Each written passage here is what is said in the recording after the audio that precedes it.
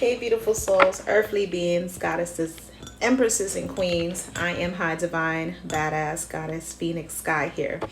So, I was talking to my dad a little while ago, and I was telling him about the things that I'm doing in my writing. And I wanted to give you a message today, my goddesses, empresses, and queens.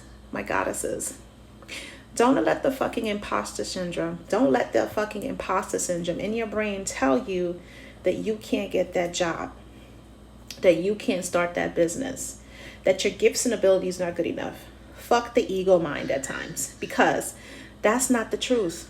If you know you're at your 9 to 5 and you're fucking miserable, don't feel as if though you need to suffer and suffocate yourself and dim your light and dummy down yourself in order for you to be seen, heard, and validated and understood by you. You don't need that fucking job. You think you do because they've brainwashed you to think that you need them. But guess what, honey? They need you. They need your glorious, powerful light to shine in their office. And you need your glorious light to shine outside the goddamn office while you do your own thing.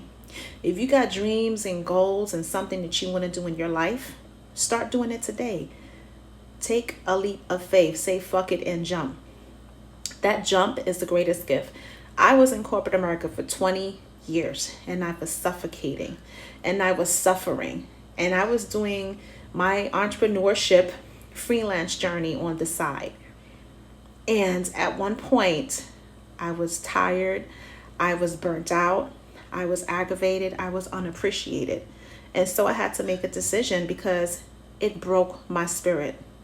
It broke my soul. It broke my heart. My smile was no longer genuine. I wore too many fucking masks and I was tired of wearing them goddamn masks because it wasn't who I am as a person. So I had to make a conscious decision to say, okay, this isn't working for me anymore. And surrender to myself, not to surrender to the boss, not to surrender to the supervisor, manager, whomever the case may be. At that point, I just didn't care. And I knew I reached my boiling point because one day I was walking up the subway steps. I was working in New York City. I was walking up the subway steps and I felt like I was mourning the loss of something or someone, and I didn't even realize what it was. And when I came to realization, I was mourning the loss of my old self and I was mourning the loss of this fucking job that I didn't want.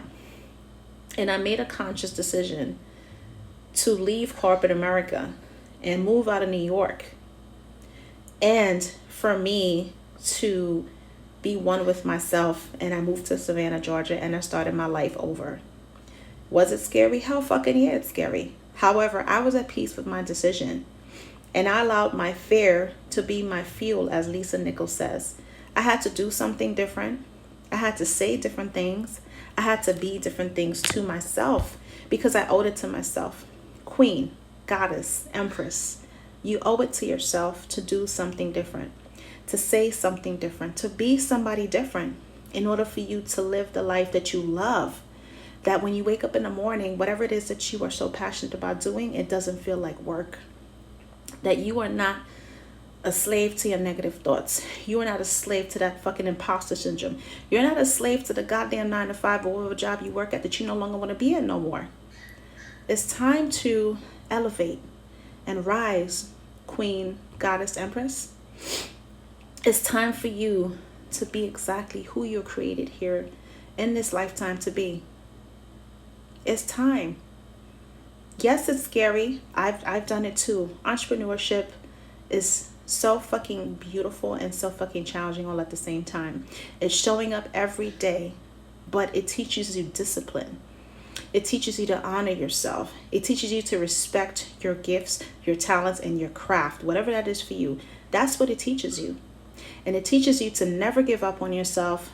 Keep going, never back down. It teaches you all those things, which is part of self-love. And part of self-love is leaving situations that's breaking your spirit, is leaving situations that's breaking your smile and your heart, leaving situations that are no longer working for you. It may have worked 5 years ago, but the person you are, the woman that you are, the beautiful being that you are, it don't work anymore right now. It's not going to work. So if you want to break them generational curses and cycles, If you want to break the narrative of who you're supposed to be, instead of being what everyone wants you to be what you want to be. What does that look like to you? Who do you want to be and what do you want?